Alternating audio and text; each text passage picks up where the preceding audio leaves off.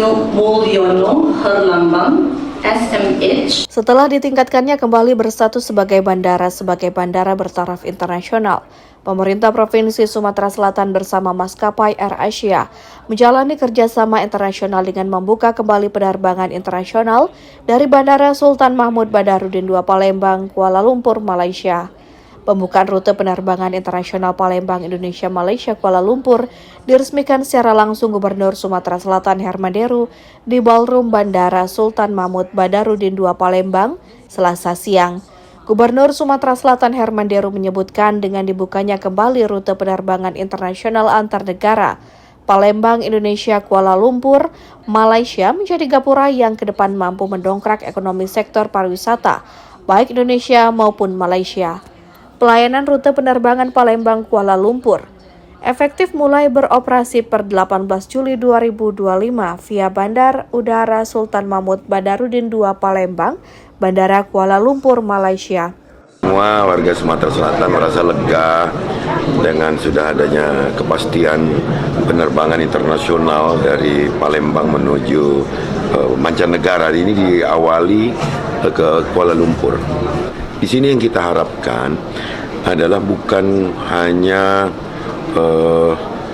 kelompok-kelompok pelaku usaha saja atau bukan hanya pelajar saja, tapi yang kita harapkan ada menukar tentang promosi destinasi wisata.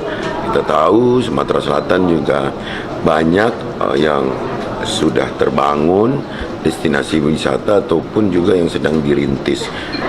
For us, I think this route we have operated it before pandemic, and essentially we saw that this route has always been saw a lot of good take up for us, and we felt that now that the airport is open again for international services, it is only right that we come back here and connect our two countries back again from Palembang to Kuala Lumpur, and we hope that this route continues to flourish and is able to benefit our guests from Indonesia as well. Yeah.